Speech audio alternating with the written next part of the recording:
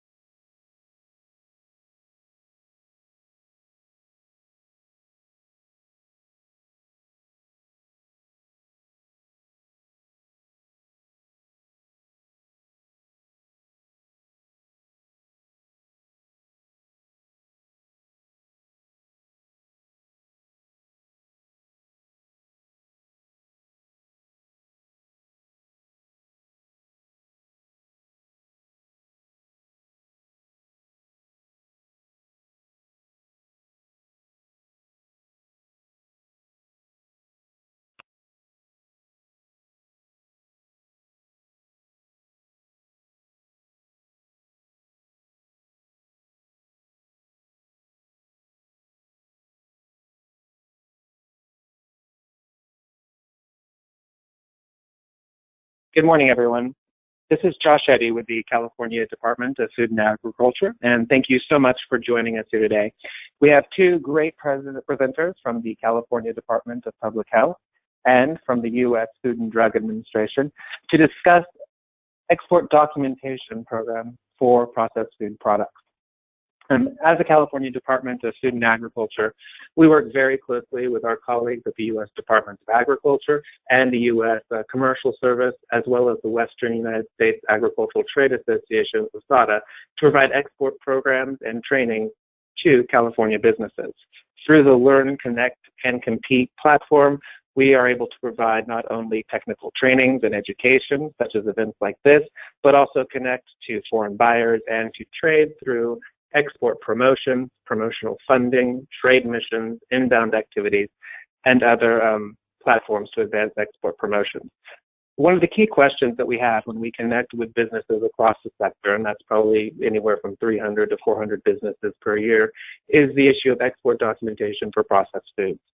A lot of the individuals speak in terms of, well, how do I get a certificate of pre-sale? What does a certificate of pre-sale mean? What's the duration? What's the frequency? How do I get a certificate if I don't own the brand? So all of these kind of questions are always posed to us, and I think this webinar is definitely going to kind of give transparency in that process. So again, with the California Department of Public Health and with the U.S. Food and Drug Administration, we'll hear two different systems, both on the state level and on the federal level, for exporters to gain information about export certificates and possibly expand our marketing profile. So without further ado, I'd like to turn the presentation over to Felicia Williams with the California Department of Public Health. Felicia? Hi, can you hear me? Hello? Perfect, thank you. Yes. Hi, how are you? Hi, okay. Can you go to the next slide, please? Hi, my name is Felicia Williams, and I'm a health program specialist with the Food and Drug Branch Export Document Program. And I assist with the application and product label review process to ensure compliance with applicable statutes and regulations. And I'll provide you with some information regarding our export program and our process. I also have here with me Ryan Clifford. He's an analyst with our FDB export team, and he assists in the application review process as well. And he provides technical support for our EDA Online system. Okay, next slide. Felicia, if I could interrupt for 1 second. Again, it's Sure. Josh, and my apologies. Following the presentations, we will be taking questions from the participants. So at any time during the presentation, if the attendees would like to ask a question, please submit your question online in the question platform aspect, WebEx, and then at the end, we'll address those questions as available and with both presenters. So thank you very much, and Felicia, please continue. Okay, thank you. So here's a list of topics that I'll briefly cover during the presentation. What is the role of the California Department of Public Health Food and Drug Branch? What is the role of the FDB Export Document Program? What are export certificates and what type of certificates do we offer? What are the required fees? How to submit an application? What are some of the benefits of submitting online applications? And what are some of the application and product label requirements we look for during the review process? Common reasons for denials, processing times, how to check the status of an existing application, and I'll provide you with some helpful tips on submitting an application, and I'll provide a brief overview of some current export statistics as to where we are now with the program. Okay, next slide. So let's begin first by talking about the role of the California Department of Public Health Food and Drug Branch. Now, the program is responsible for regulating the production, manufacture, and sale of foods, drugs, medical devices, and cosmetics in California. Now, this is pursuant to the Sherman Food, Drug, and Cosmetic Law under the California Health and Safety Code, Division 104, Part 5, Section 109875. Okay, next slide. So what is our role as the FDB Export Document Program? So we're responsible for issuing export certificates to licensed and registered CDPH firms that wish to export their products to other countries. Now, this is pursuant to the Health and Safety Code sections 110190 through 110240, which basically authorizes a person that ships to another country to request export documents, which states that CDPH does not object to the sale of foods, drugs, devices, or cosmetics in the state or the shipment of the product to another country. Okay, next slide. So what are FDB export certificates? Now, one, these are documents that certify that the product is manufactured or produced here in California. Two, that the firm is registered and licensed with CDPH. And three, that the firm has been inspected by CDPH to assure compliance with GMP regulations adopted under California law. Okay, next slide, please. So what type of certificates do we offer? So FDB issues 4 types of certificates. We have the free sale or export certificate, the distributor certificate, and the manufacturer certificate. Now, the free sale and export certificates, these are going to include the name of the manufacturer and the products. The distributor certificate includes the name of the distributor and products. Now, the manufacturer certificate is not an actual export document. It's only used to demonstrate license, registration, permit, or certification status within CDPH. Please note that this document does not include products. Also, all of our certificates expire 1 year after issuance. Okay, next slide. So now let's take a look at the required fees for our FDB certificates. The free sale and export and distributor certificates are $25, and the manufacturer certificate is $15. Okay, next slide. So here are some additional fee requirements. Now, all new applicants, they are required to pay a one-time application fee of $100. Now, if a firm would like to have their certificates notarized, our notary service fee is $15. Now, firms can also request additional information to be included on their certificates. Now, we refer to this as special wording. Now, this can include lot numbers or SKU numbers, or they may want to include both the manufacturer and distributor information on the certificate, or certain phrases such as this product is fit for human consumption. Now, the special wording fee is $80, and all special wording requests are dependent upon FDB approval. Also, all required fees are non-refundable per Health and Safety Code Section 110210A. Okay, next slide.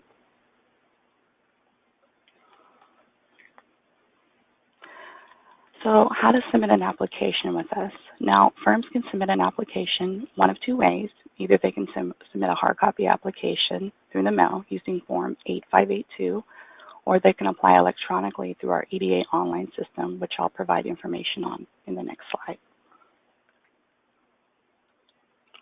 Okay, next slide, please.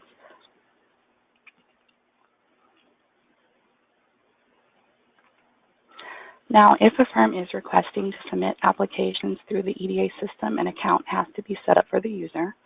So we ask that firms provide us with an email with the following information. We need their name, their address, the email, their role as to how they would like to apply with us, and their CDPH or license or registration number, and the product type. Now, after we set up an account, users typically will receive an email from us within about 72 hours with their user ID, their password, and instructions on how to navigate through the system. Ryan, do you have any additional input you would like to add regarding the EDA account?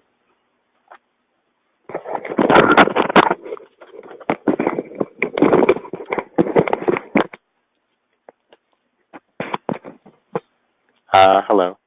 Yes, pretty much the most important things when applying for an online account is to make sure that the requester is using a CDPH license registration for the type of products that they will be requesting on the export documents, or if they are a broker or distributor, we still offer them an online account, and when a export document is issued, it will have the CDPH license registration of the manufacturer that's licensed with CDPH. So if the distributor or the broker would like their information on it, then there is actually an option for that too. They can pay special wording and $80 additional fee. And the other important part for our online system is to ensure that you are using either most versions of Mozilla Firefox or Google Chrome. However, our online, the EDA system is not compatible with Internet Explorer. Thank you, Ryan. Okay, you can go ahead and move to the next slide, please. So what are some of the benefits of submitting an application online? Now, we do encourage firms to submit the applications through the EDA system instead of mailing in a hard copy application. Now, this is only because the online users, they don't have to wait until their application and payment has been received by FDB in the mail. They have the ability to create their application online and make their payment online using a credit card. Also, EDA users can view the status of their applications directly online by logging in and viewing the EDA dashboard. Also, the EDA system keeps a history of all of our past application submissions. Okay, and just to be clear, all of the applications that we do receive, whether they're hard copy or online, they're all stored in the EDA system and assigned an EDA number. Now, the only difference, of course, is that the online users create their applications and put the information into the systems themselves. As where with the hard copy applications, our analysts input the information into the system for the applicant. Okay, next slide.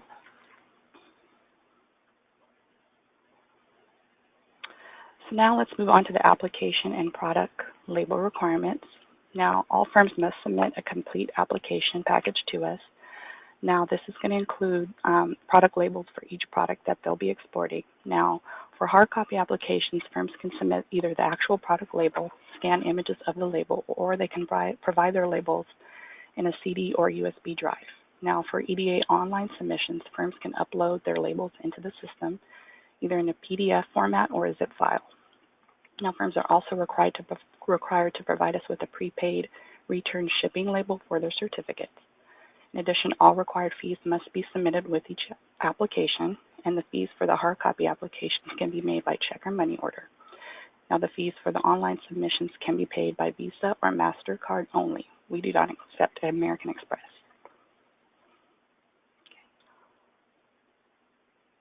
Next slide, please. So an applicant can only list up to 4 countries on an application for export.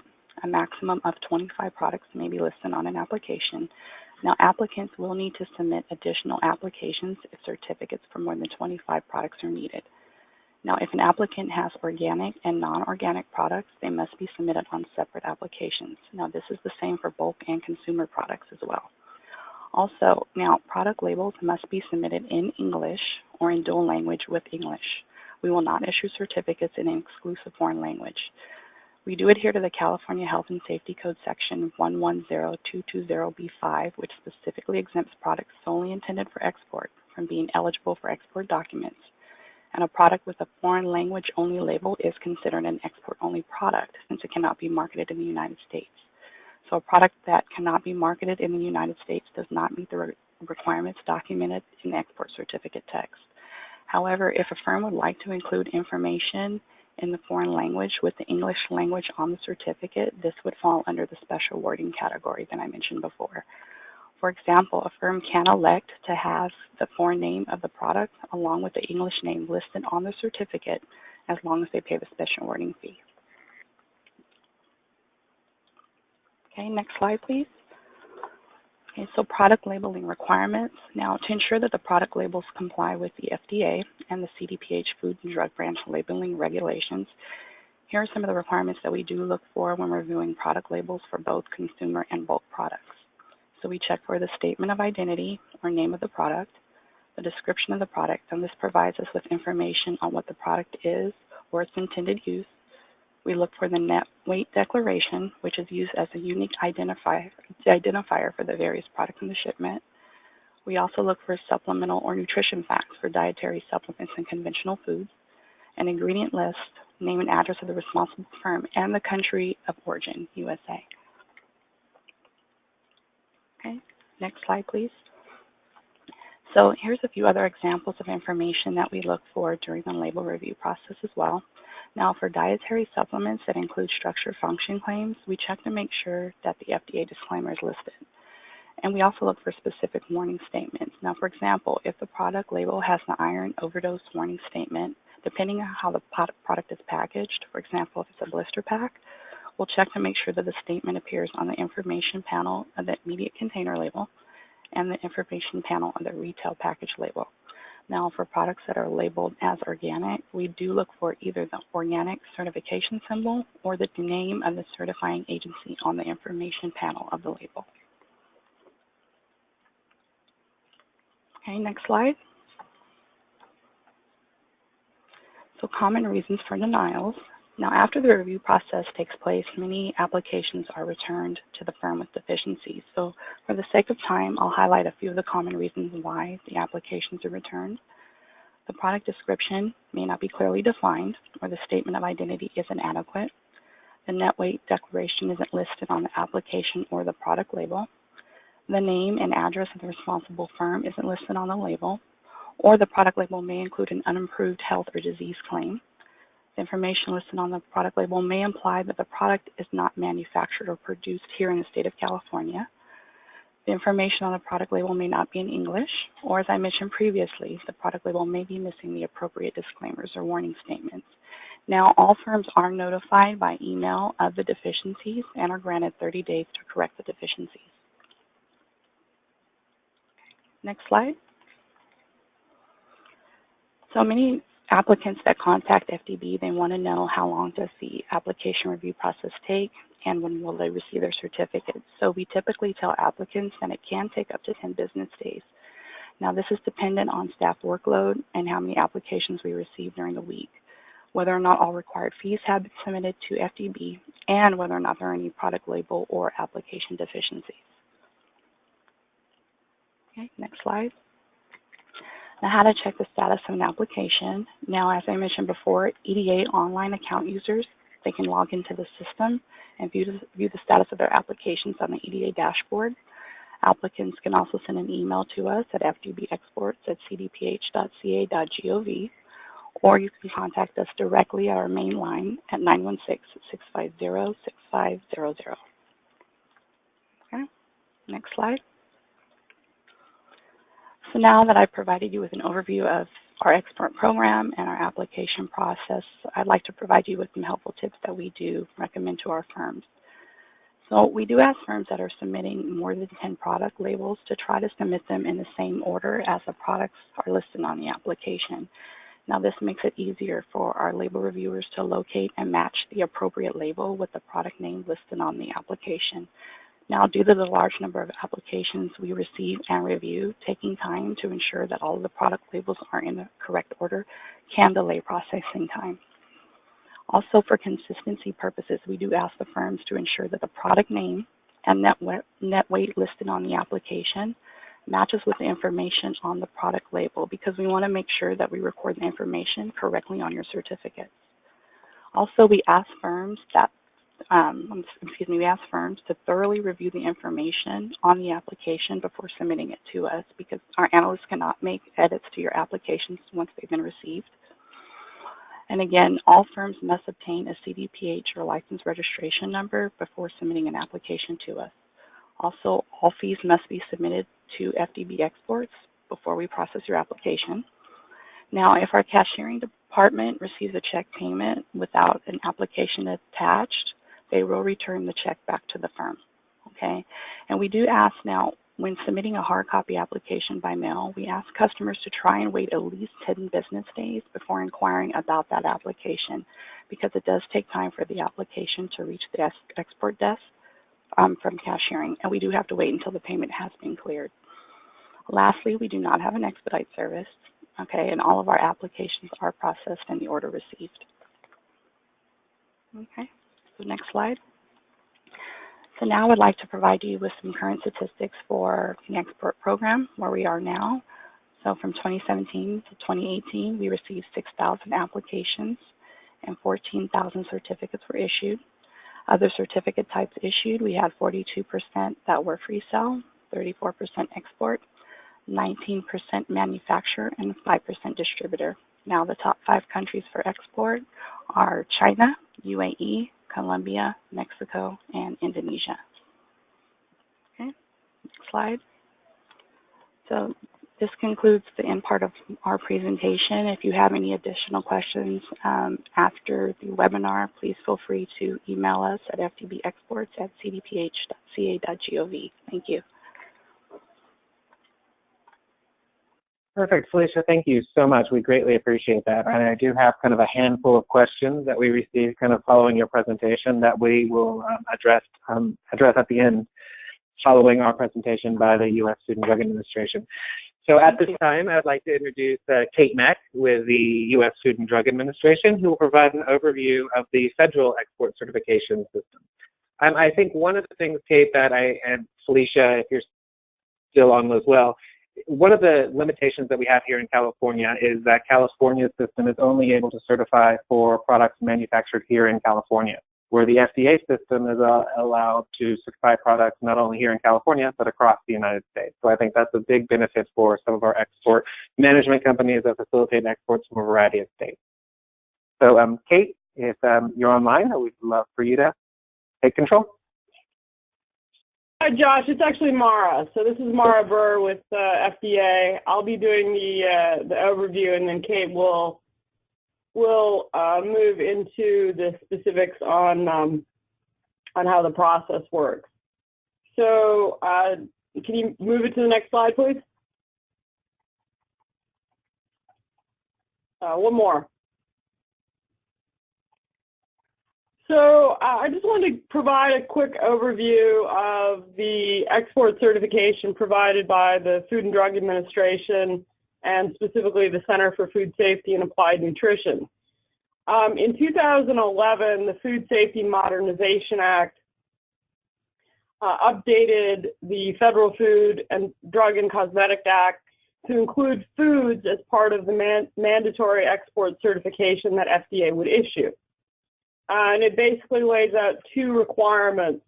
One, that the food meets applicable U.S. requirements, or that the food is not for sale in the U.S. and may not meet U.S. requirements, but is otherwise eligible for export. Those are the 2 categories of certification we provide. With respect to issuing the certification, FDA may charge up to $175 for the export certification if that export certification is issued within 20 days, and FDA determines the 20 days as 20 business days. That second bullet comes from 801E4 of the Food, Drug, and Cosmetic Act. So that $175 was actually set by Congress, not FDA. Next slide.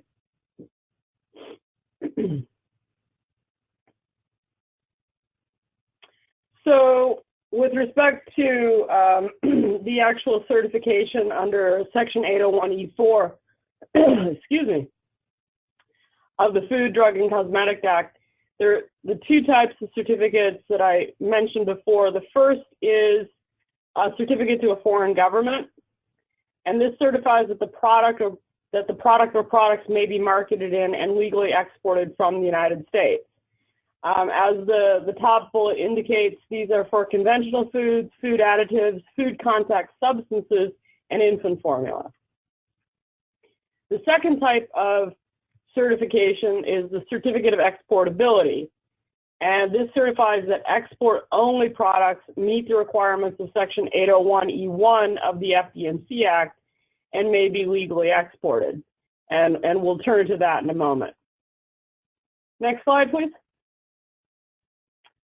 So this as I mentioned before, the fees, Congress set the amount of $175 that FDA may charge up to $175.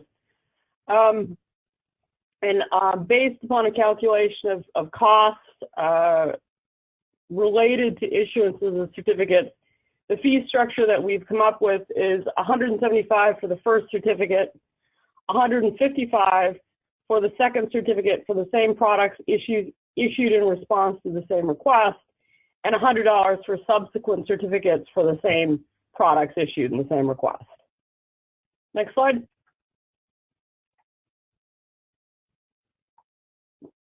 So this is the attestation on a certificate to a foreign government. And as you can see, this is different from the attestation that we previously provided for food products in the certificates of free sale. And I just want to make clear that for the products that were mentioned earlier, CIFSAN no longer issues the certificates of free sale. We will only be issuing the certificate to a foreign government and the certificate of exportability.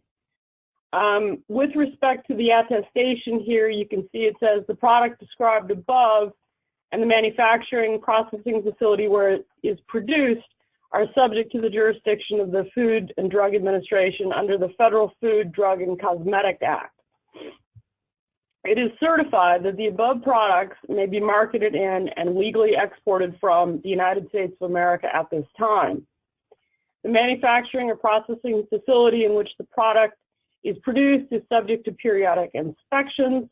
The last such inspection showed that the facility at that time appeared to be in substantial compliance with applicable U.S. requirements for the products listed above. So this attestation, and based on what we understand a number of foreign governments requiring, is basically that the product and manufacturer are in compliance with FDA requirements. Next slide, please. So this is the attestation on the Certificate of Exportability, and this relates to Section 801E1 of the Food, Drug, and Cosmetic Act. Its history is rooted actually in the drug centers where drug products can be produced for export only, but the provision applies to a wide range of FDA-regulated products, and now it applies to FDA-regulated food products. So this attestation, the U.S. Food and Drug Administration certifies that the products described above is subject to its jurisdiction under the U.S. Federal Food, Drug, and Cosmetic Act. The product described above may not be sold or offered for sale in the United States.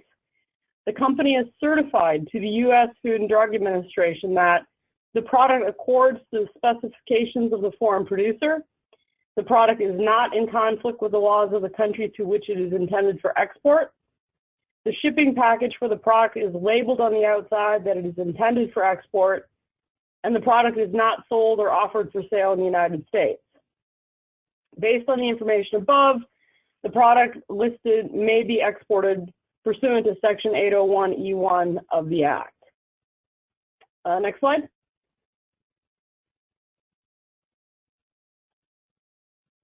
So at this point, I'm going to turn it over to Kate to walk you through the specifics related to requesting certificates. This background is intended just to provide an understanding of the basis for which FDA has begun issuing these new certificates. We did launch the program on October 1st of this year, and so this this program is in effect, and Kate's going to walk you through how exporters can actually take advantage of the program through the website.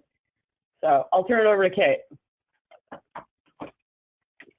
Hello, this is Kate Mack.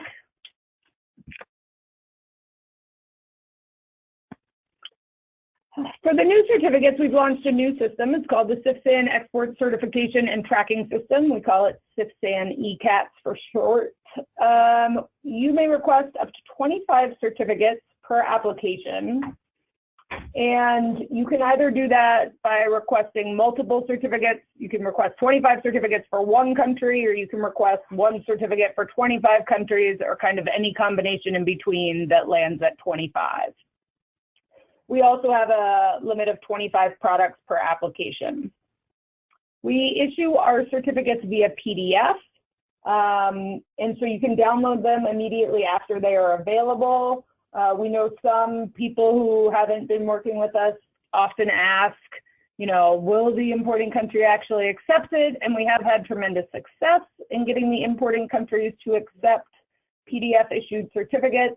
We have a special portal through which foreign government officials can log in, enter the unique ID on the certificate, and view a copy of the certificate as issued. So if you ever have any problems with that, you just reach out to us, and we can usually get the importing country to log into the system, figure everything out. Our old certificates were pretty inflexible, but our new certificates have a couple different areas where we want to be able to accommodate either the needs of importing countries or whatever industry would like to put on their certificate. In this slide, you'll see two boxes highlighted.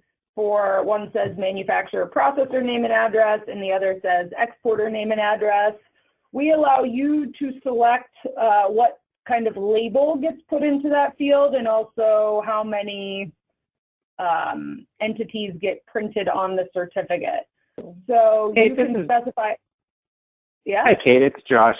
I'm sorry. I think we've somehow lost the audio from you guys. I can hear you on the organization side, but from the program side, we're not able to hear that. So I don't know if you're muted somehow on your end. I'm not muted.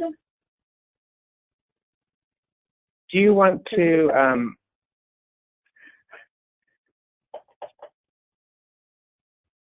How do you want me to do it?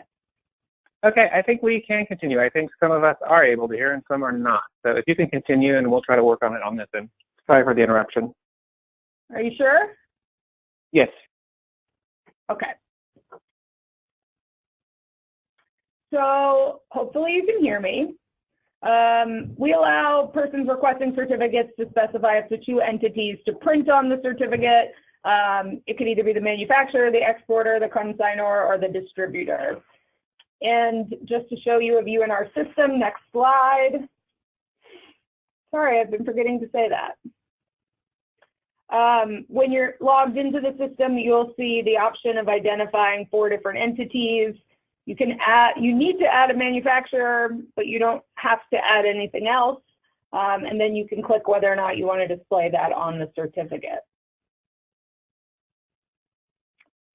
We provide 3 options for you to identify the manufacturer. You can either, if you are the manufacturer, you can use your food facility registration, because this system is part of the system that does food facility registration.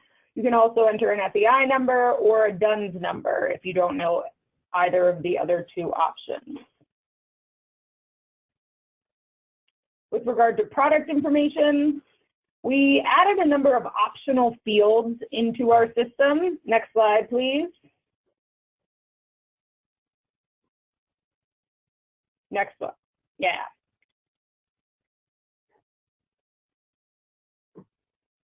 Sorry, that's the one that I just did.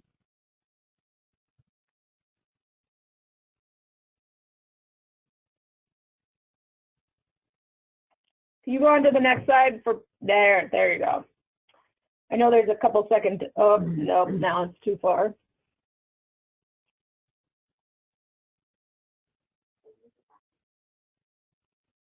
There we go.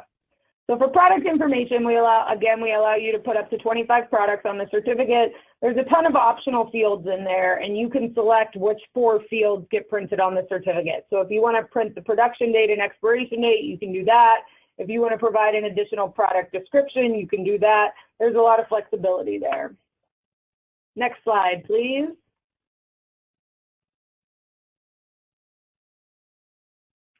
For shipment information, we've added this whole kind of blank field called additional information, and you can specify, you know, information that is specific to the shipment, such as, you know, the place of loading, the point of entry,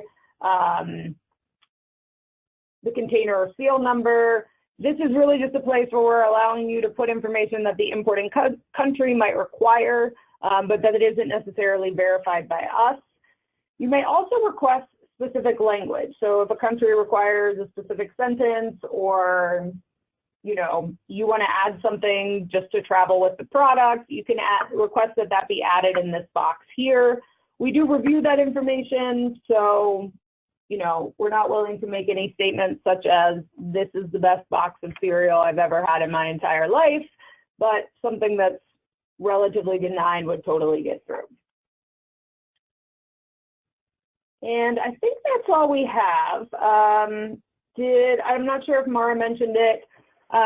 We do have a 20-day timeline in which we must charge issue certificates, but we regularly process certificates on the same day. If we have to go back and forth with you, it might take up to 3 days, which is our average. And in very rare cases, will we have to go back and forth, you know, a number of times and exceed 3 days. So that's all I've got for you guys. Perfect. Well, Kate, thank you so much, and Mara, as well as Felicia and Ryan. We greatly appreciate that. I think from the FDA side, I guess one of the questions that I have from a CDFA standpoint is a lot of times customers are contacting us in regards for certificates of free sale that specifically mention that the product is fit for human consumption. And I know Felicia addressed that on the California side, but is there still the potential to get fit for human consumption on the federal certificate? There is the potential, but we regularly work with importing countries to get them to accept the certificate as is. So we're always interested in hearing when countries are requesting very specific language, because we believe that if we're attesting to the fact that the product meets U.S. requirements, that should be sufficient. And we're trying to avoid a cycle where we have 20 different custom certificates for different countries. It could be up to 150 custom certificates. So we work very closely with our interagency colleagues to try to negotiate with the importing country to have them accept what we currently issue. If that is absolutely not an option, if a country will not be flexible with us, there are situations in which we would be willing to print fit for human consumption on these certificates. I think, as you know, one of the big challenges that we'll have is a lot of times it's not just a requirement for a foreign country in terms of shipping or exporting the processed food products, but it might be a requirement of the distributor or the, you know, the importer in market. So I guess, are you working closely with FAS and other partners to be able to further provide kind of information on that change? We do work closely with FAS and our other interagency colleagues, and they know that we are trying to push back against burdensome certification requirements, but we have very little control over what is asked for within the supply chain. Perfect, thank you. So we do have a host of questions that are out there. So one of the questions that we have is that as a trading company, can we submit an application for a free sales certificate on behalf of a manufacturer? So Felicia, maybe we should start with you on that. Ryan, do you want to take that? Okay.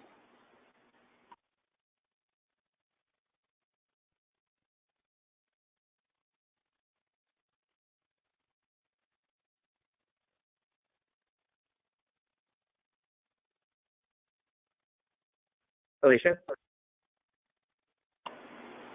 Oh, hello? Yes. Hello? Yes, Ryan was going to answer that question, but I don't. Hold on one second. Hello.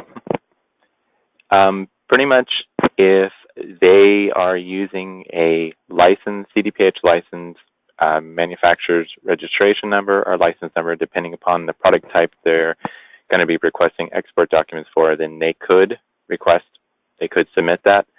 The reason the CDPH license or registration number is required is because that's the information that will be listed on the export document.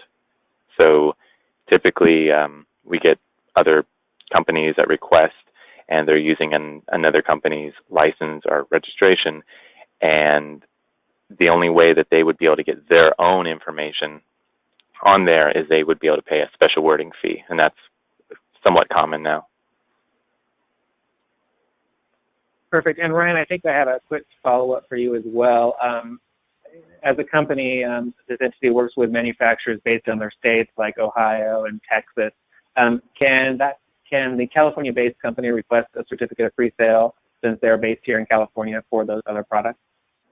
Yes, actually, as long as that company in California is registered or licensed with us, if it's for food or, I mean, that's what I'm referring to, but usually as long as they have a license here with us, and even if their headquarters is somewhere, or we have distributors or brokers that are in Utah and other states and Florida, as long as they have that other company's, permission, they're working with them, and that's who manufactures the product here in California, and they're licensed with us, they can submit a request. I'll create an account for them. So what if it was in reverse, where you're a California export management company or a broker and there's a product that is manufactured in Texas? Can we request that Texas certificate through CDPH?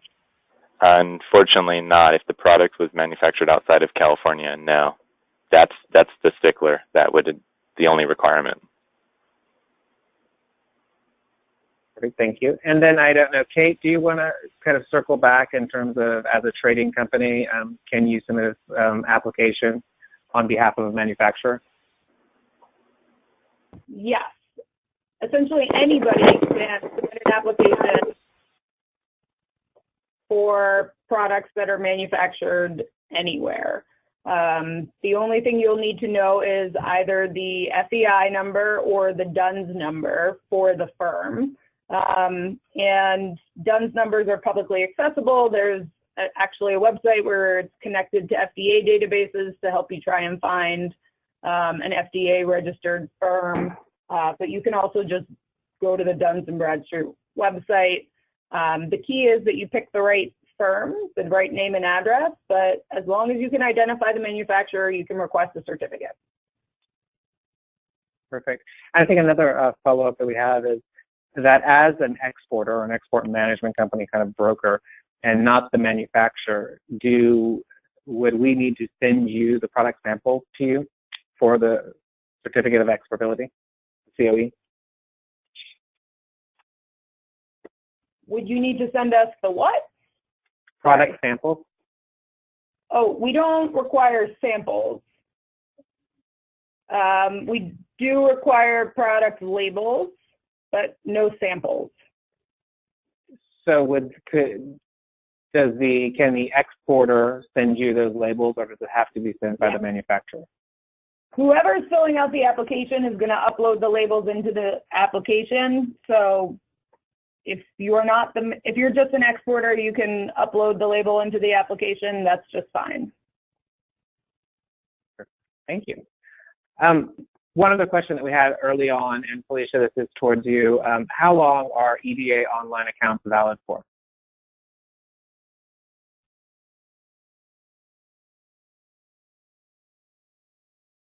Felicia or Ryan? Hello? I'm sorry.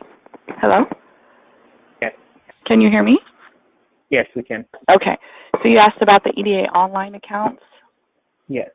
Okay. There's no ending time frame for those. Yeah, they're valid forever. So. Perfect. And the other thing too, I'm sorry? Go ahead. Okay, so if, for instance, when we set up the account If there is a change, a transfer, so for instance, if an employee leaves and they don't have that account anymore or that email address, we can set up an account for the new employee that's taking that person's place. And they can still use it and still view all of the past applications that were in the EDA system before. Yeah. Perfect. Kate, this one's kind of in the weeds, and I don't know if you know this off the top of your head, but does the COE meet the UAE's requirements? Have you had that issue yet?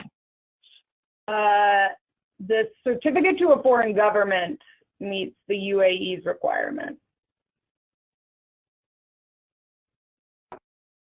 The certificate to a foreign government is the one that states that a product may be legally marketed in the U.S. That's the one that kind of replaces a certificate of free sale. Although starting next week, you'll also be able to request a subtitle of certificate of free sale if there are countries that are very particular about that. But we have worked with FAS in the UAE, and they are willing to accept the certificate to a foreign government. Okay. So we have another question that just came in that follows that kind of guideline. In terms of acceptance by foreign governments, how does the FDA COE compare to the Certificate of Quality and Condition that requires a sample submission? This is for sales to the UAE through ports, through ports such as Turkey. So FDA doesn't issue a Certificate of Quality and Condition. I believe that comes from AMS. So perhaps that was some confusion there with the samples.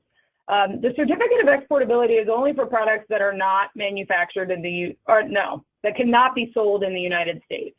So we actually don't anticipate having much demand for the certificate of exportability at this point because we've never had it before and everybody's been using the certificate of free sale. So we expect that the certificate to a foreign government will be much more popular, and it already has been, at least in the last month and a half. So if the product's being sold in the United States, you want a certificate to a foreign government, and you may want one that has a certificate of free sale subtitle. But we do not currently issue the certificate of quality and condition. And this is Mara. Just to be clear though too, if you're required to put a label on the product that's exclusively in Chinese, that product then could not be sold in the United States. So you might want a certificate of exportability for a product like that. Even though the product itself can be sold here, the product in that condition with that label on it would render it misbranded in the United States. So there may be situations where exporters will need to get products with a Chinese label.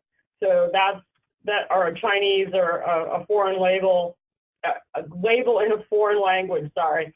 And so in those cases, they might go for the certificate of exportability. So just hopefully that clarifies the difference between the two. So Mara, this is kind of, again, in the weed, but in that same vein.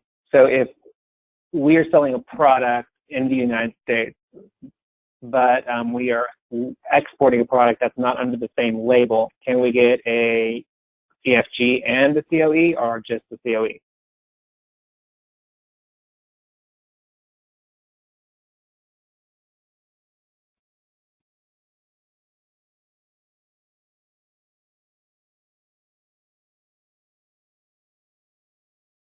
It's kind of complicated, but if you're also selling it in the US with an English label, you could apply for a CFG and submit the English language label. If you are only selling it in China and therefore you only have a Chinese label, you would have to upload your Chinese label with a translation, and then you'd be looking at the COE. So if you can't provide a label of the product as it is sold in the United States, then you would need to apply for a COE. Does that make sense? Yes. I mean, I think that kind of concludes, I think, the majority of the questions that we had on screen. Again, for the attendees, if you have some last-minute questions, please feel free to enter them. I'd like to turn to both Felicia first for any kind of closing comments or thoughts that you had. Yeah, I just wanted to say, like I said, if you have any additional questions that you wanted to ask us, or maybe there's something that you feel that I didn't cover, please feel free to email us, and we can discuss. If you have any questions about requirements or how to obtain an online account, you definitely can send us a quick email. We're more than happy to help you with that. Perfect. Thank you, Felicia, and thank you, Ryan. Kate and Mara, do you have any final comments or thoughts? This is Kate. I'm sorry that we didn't put our email address in the slides. That would have been helpful, but maybe we can send it out afterwards. If you have any questions for FDA certification program, our email address is fairly easy to remember. It's CFSAN Export Certification at fda.hhs.gov. You can also go to our website. Our email address is all over the website. And we're happy to talk with you if you are experiencing difficulty with importing countries, or if you just want to walk through how to apply for a certificate. You can email or call us at any time. Perfect. Well, I would like to thank both the California Department of Public Health and the U.S. Food and Drug Administration for participating in this webinar with us. It was very informational. For all attendees, we will save this webinar and post it online to our website, so you can download the presentation as well as the video if you like. But again, thank you everyone for your participation, and thanks for some great information about export documents. So on behalf of the California Department of Food and Agriculture and all of our colleagues in the state and federal government, thank you for attending, and we look forward to hosting future seminars in the future. Thank you. Thank you.